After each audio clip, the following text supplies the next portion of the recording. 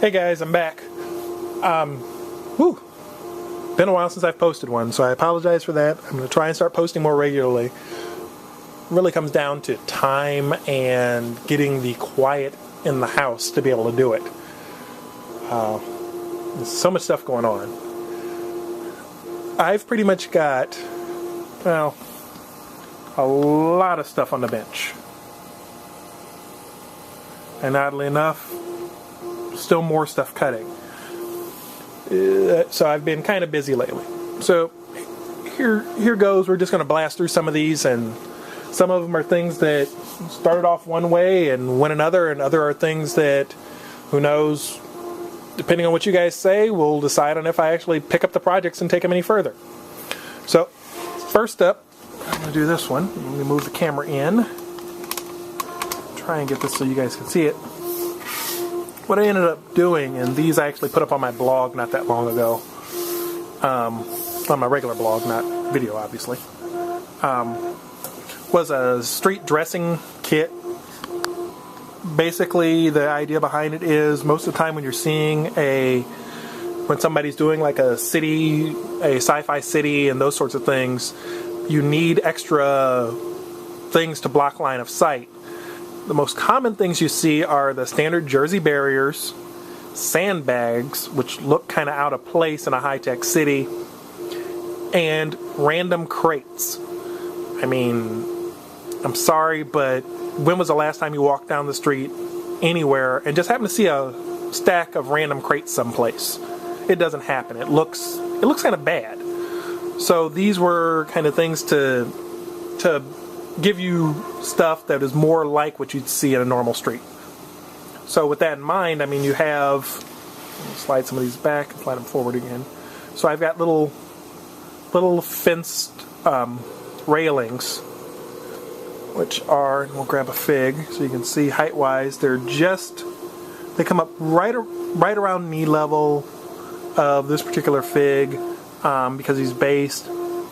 So that gives you kind of a little bit more cover, gives you a little bit something to find, and help the streets look a little bit fresher. So there are those. I did some lamppost. These I first did with the Music Windsor Heights set. So this was just taking them kind of and doing a few more of them.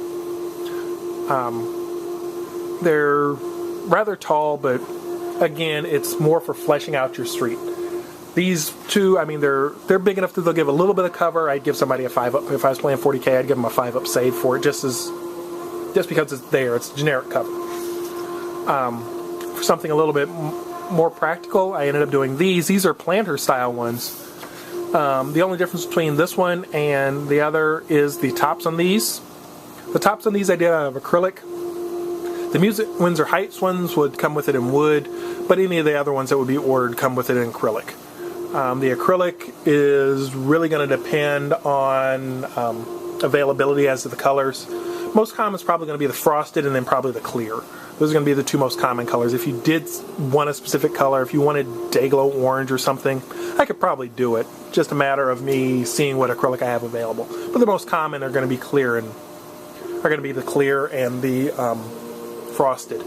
This one though is like one of those, if you've ever been in a park and they've had those seating areas, this would be something like that. Those are the big concrete seating ones.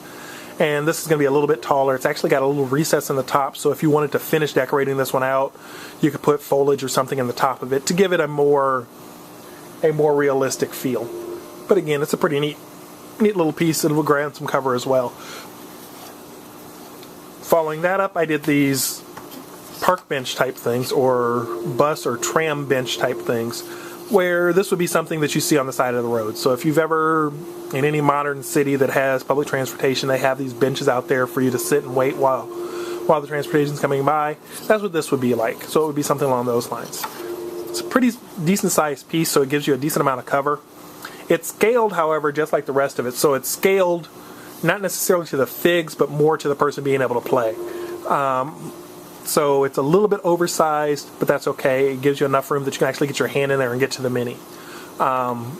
If you scale it actually to the figs, it would only come about a half inch above their heads, and you really couldn't get your hands in there. So that's the whole reason for being slightly oversized with it. The last one was this.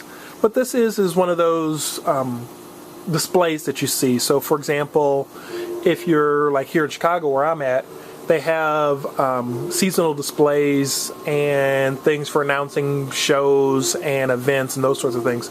So this would be something like that, only a little bit more high tech. The idea behind it is you'd put your saying, because this all comes apart, and I wouldn't recommend gluing on the top. You'd leave it apart so you can pull it apart. So you could change, and you put your signs in between, and you can put your signs however you want it. So that way you can fine tune it. It's a pretty neat design. Again, it's designed to give you a nice amount of cover and give you something that you'd actually see on a normal street instead of getting away from the normal crate stuff. So that's those. Next up was one. This was kind of a good idea, bad idea that I had. There's actually a top to this, and it's around here somewhere, but exactly where, I don't know. It may have been cut up to become something else. Move this out of the way. What this was I had an idea for doing something like the BMW building. The BMW building in Germany is 4 circular towers that sit together, which look really, really cool. The one problem with it is for it to look cool, it would have to be really, really big. And these are about 8 inches in diameter, which is a decent size for it.